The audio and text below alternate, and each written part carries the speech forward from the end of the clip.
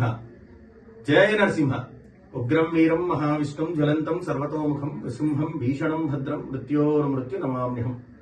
ప్రియ భక్తాగ్రేస చక్రవర్తులందరికీ, మన భక్తులందరికీ కూడా విశేషమైనటువంటి ఎంతో సంవత్సర కాలంగా ఎదురు చూస్తున్నటువంటి అనంతకోటి మహాపర్వకాలం శ్రీ వైకుంఠ ఏకాదశి మహాపర్వకాలం.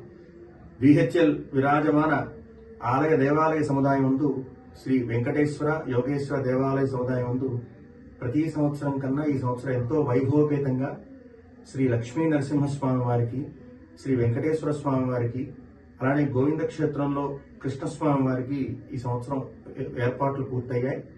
ఈ సంవత్సరం రాత్రి 12:10 స్వామివారికి సుప్రభాత సేవ, తదనంతరం స్వామివారికి అభిషేక తిరుమంజనం, తర్వాత 3 గంటల నుంచి స్వామికి ఉత్తర వైకుంఠ ఉత్తర ద్వార దర్శనం ఏర్పాటు చేయడం జరిగింది. అలానే ఎంతో విశేషం, ఈనాటి రోజున వైకుంఠ ఏకాదశి మహాపర్వకాలం రోజున భక్తులందరికీ కూడా, మన ప్రగాఢమైనటువంటి హైందవ సోదరులందరికీ కూడా ఎంతో పర్వకాలంగా జరుపుకుంటాం. ఈ రోజున 3.5 కోట్ల మంది దేవతలు వైకుంఠంలో ఉండేటువంటి శ్రీమన్నారాయణుని సేవించి ఆయన దర్శనం చేతనే అనంతమైనటువంటి పుణ్యాన్ని పొందుతామని మన ప్రగాఢమైనటువంటి విశ్వాసం. ఇటువంటి మహాపర్వకాలం రోజున మనం ఎక్కడైనా క్షేత్రానికి వెళ్తే అక్కడ ఆలయంలో ఒక ఉత్తర ద్వార దర్శనం మాత్రమే మనం దర్శనం చేసుకోగలుగుతాం. బిహెచ్ఎల్ రామచంద్రాపురంలో ఉన్నటువంటి ఈ దేవాలయ సముదాయంలో కనుక ఇక్కడ ఉత్తర ద్వార దర్శనానికి వేయించేస్తే ఏకకాలంలో 3 ఉత్తర ద్వార దర్శనాలు చేయవచ్చు. అలానే కృతయుగావతారమైనటువంటి శ్రీ లక్ష్మీ నరసింహస్వామి వారి యొక్క ఉత్తర ద్వార దర్శనం, కలియుగావతారమైనటువంటి శ్రీ అల్మేల్ మంగా పద్మావతి సమేత వెంకటేశ్వర స్వామి వారి యొక్క ఉత్తర ద్వార దర్శనం, అలానే ద్వాపర యుగంలో అవతారమైనటువంటి శ్రీ రుక్మిణి సత్యభామ సమేత మురళీకృష్ణ స్వామి యొక్క ఉత్తర ద్వార దర్శనం.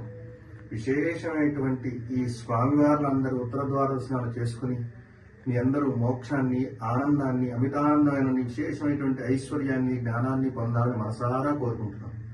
అలానే దేవాలయ యాజమాన్యం వారు, బిహెచ్ఎల్ యాజమాన్యం వారు ఎంతో భక్తి శ్రద్ధలతో వచ్చేటువంటి భక్తులకు, అలానే వచ్చేటువంటి మన ఆచార్యులకు, అలానే సాధులకు, సంతులకు ప్రత్యేకమైన ఏర్పాట్లు చేయడం జరిగింది.